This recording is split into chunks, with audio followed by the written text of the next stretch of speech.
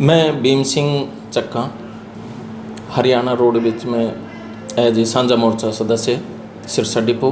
जी, कल परिवहन मंत्री जी सिरसा आ रहे हैं, क्या कुछ कहना चाहेंगे, क्या से स्वागत करेंगे? सबसे पहले तो अनिल विज जी का परिवहन मंत्री बनने के बाद पहली बार सिरसा की पावन धरती पर पहुंच रहे हैं, तो हम उनका हरियाणा रोडवेज सिरसा डिपो के सभी कर्मचारियों की तरफ से बहुत बहुत स्वागत करते हैं और धन्यवाद करते हैं कि उन्होंने रोडवेज के बेड़े को, रोडवेज प्रशासन को, रोडवेज विभाग को आगे ले जाने के लिए जो जिम्मेवारी उन्होंने उठाई है, और उसमें हमारे कर्मचारी जितने भी जो भी कर्मचारी हैं उनकी मांग को पूरे ज़ोर शोर से उठा रहे हैं।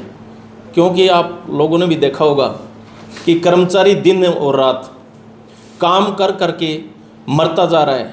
हमारी रोडवेज की बसें कहीं खाली आपको नज़र नहीं आएगी, ओवरलोड चल रही है। 150 से 200 स्टूडेंट्स सवारियां होती हैं उसमें। उसके बावजूद भी हमारे विभाग में एक खबर चलती है कि रोडवेज घाटे में जा रही है।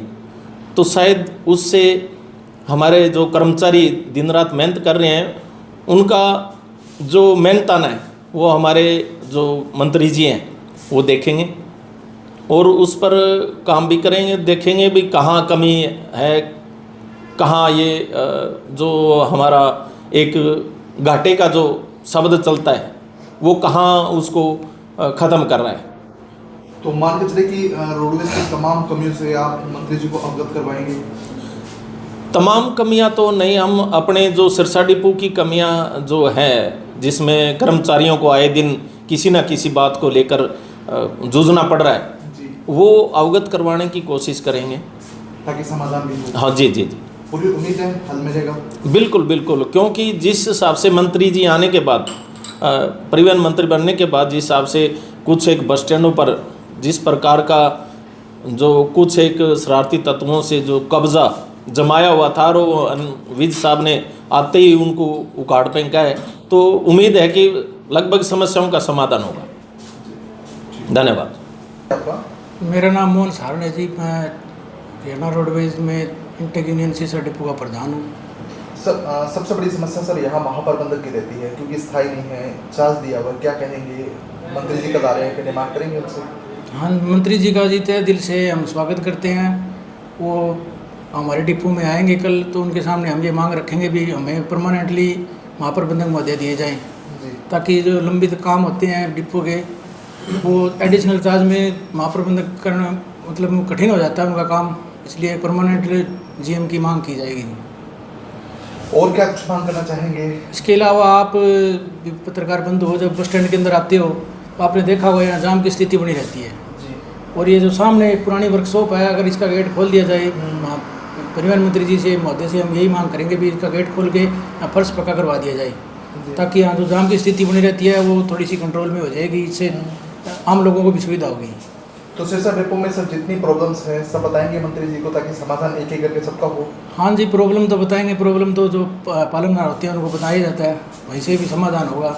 जैसे कि अभी हमारे डिपो में जो नई बसें एनसीआर एरिया में भेजी गई, माना भी है वो मजबूरी है, पोल्यूशन के कारण वहाँ भेजनी पड़ती है, लेकिन उसके बदले में जो गाड़ियाँ आई है वो बिल्कुल ही कंडम स्थिति की हैं। तो हम चाहते हैं कि उनके बदले में हमें भी नई गाड़ियाँ मिलें, ताकि यह जो समाज सेवा काम है ये सुचारू रूप से चलता रहे। जी। और कई बार ओवरलोड का बड़ा प्रेशर किया जाता है सर, कई बार छात्र पे टक्कर जाते हैं, ओवरलोड दिया जाता है। हालांकि बसों की कमी है, विभाग भी प्रयास करता है कि बसों की कमी पूर्ति हो, लेकिन कहीं ना कहीं जो है आप ही कर्मचारियों को सारा दर्ज झेलना पड़ता है। क्या कुछ कहेंगे उस पर? और शोषणीय है जी इसमें। एक प्रकार से अगर कोई ओवरलोड वाहन से अगर कोई यात्री को कोई दुर्घटना हो जाती है ऐसी, उसमें जो कर्मचारी है उसको ही दिक्कत आती है ओवरलोड से।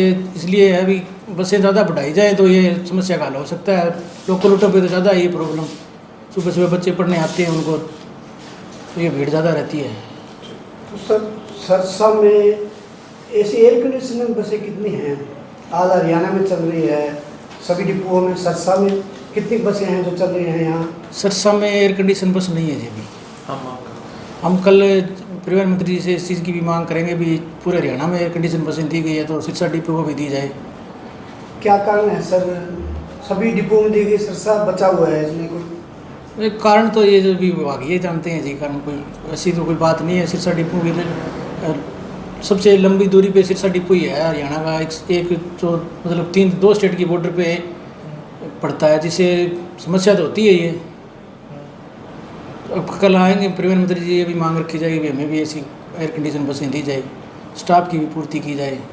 बस स्टैंड में उनका स्वागत करेंगे, यहाँ बुलाएंगे उनको। हाँ जी बिल्कुल, तहे दिल से स्वागत है जी। पूरे रोडवेज विभाग के कर्मचारियों में खुशी की लहर है। अभी परिवहन मंत्री जी कल आ रहे हैं, हमारी भी सुनवाई होगी। नाम चमन लाल स्वामी है।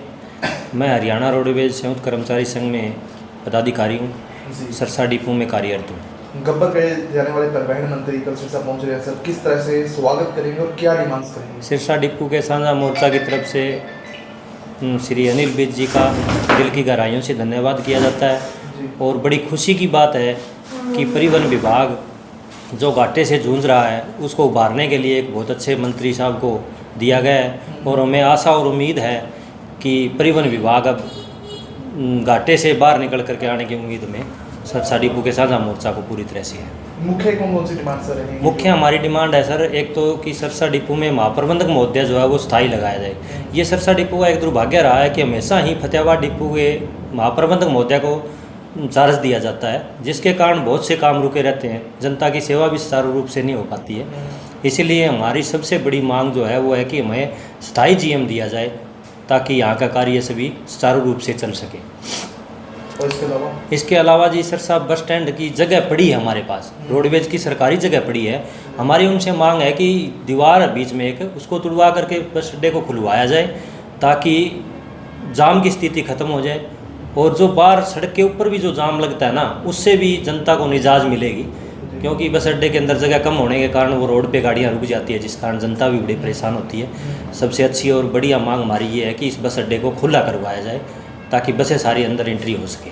तो मान के चलें कि हर समस्या का समाधान कर मिलेगा? बिल्कुल, हमें पूरा आशा और विश्वास है कि हमारे परिवहन मंत्री जी इन समस्याओं का समाधान करके कल जाएंगे हैं। जैसे कर्मचारियों का 10 से 12 महीने का ओवर टाइम और टीए पड़ा है, इसके भुगतान के लिए भी हम कल परिवहन मंत्री जी से कहेंगे कि हमारा ओवर टाइम और टीए कर्मचारियों का दिलाया जाए, जो रात और दिन मेहनत करके उनका खून पसीने की कमाई का पैसा जो है वो टाइम पे मिले तो उनको यूज कर सके।